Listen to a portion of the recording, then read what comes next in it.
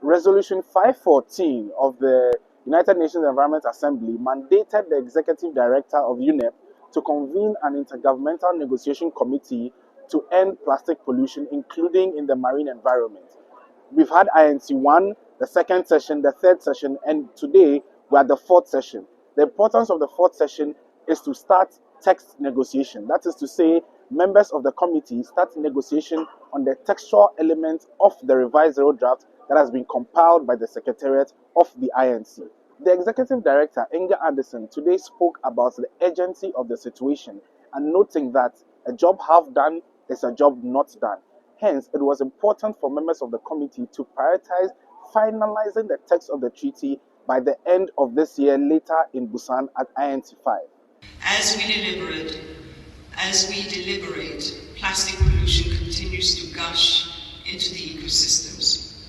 So I ask for INC-4 that you show energy, commitment, collaboration, and ambition to make progress, and that you set the stage for INC-5 to finalize the instrument that will end plastic pollution once and for all. The Executive Secretary of the INC Secretariat, Ms. Jotia Mather-Philip, also noted that time is of the importance, and while we are trying to find an ambitious treaty, it's also important to note that time is of the essence, and we have less than 6 months to complete the negotiation of the treaty instrument.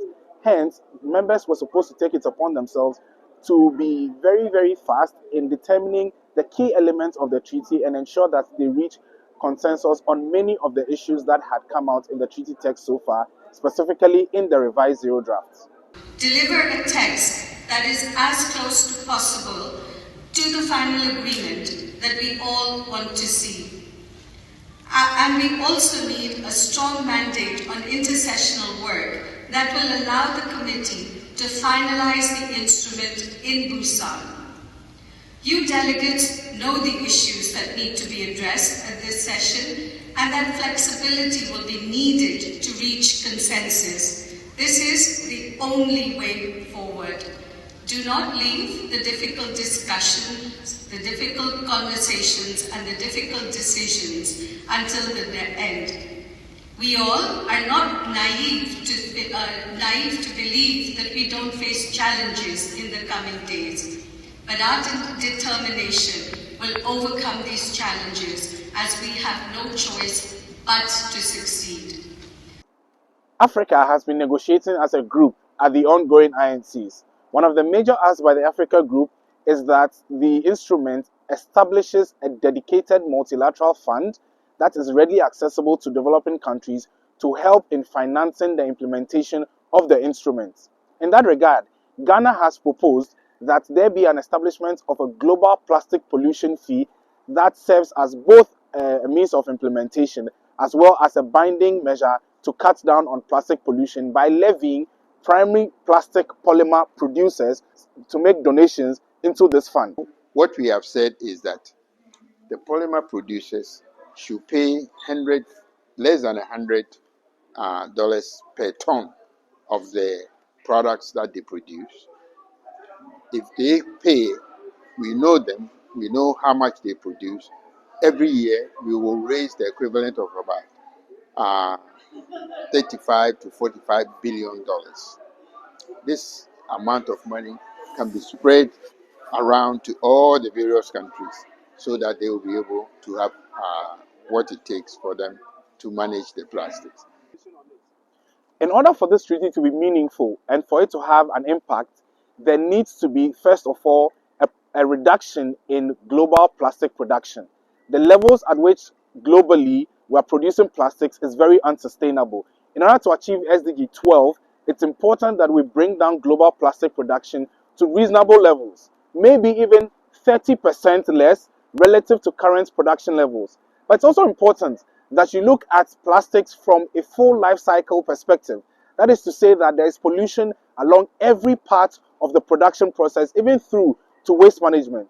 We also need to recognize that waste pickers, workers in cooperative settings, youth, work along waste management services in the global south. It's important that for the plastics treaty to be meaningful, we consider a just transition approach that ensures that plastic does not pose the same harm that has been posing over the years to waste workers, informal sector waste workers, workers in cooperative settings, as well as youth.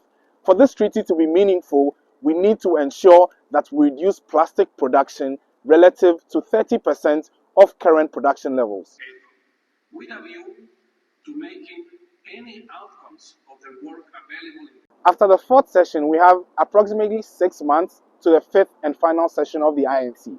It's important that we maximize the time and ensure that the members of the committee give a mandate for international work that is going to define and continue the work that has been going on at the INC-4 and ensure that we do not waste any of the very little and limited time that we have. It's important because if we should meet the deadline set by Union Resolution 514, we need to maximize the time for intersessional work, and members must give that mandate to the Secretariat.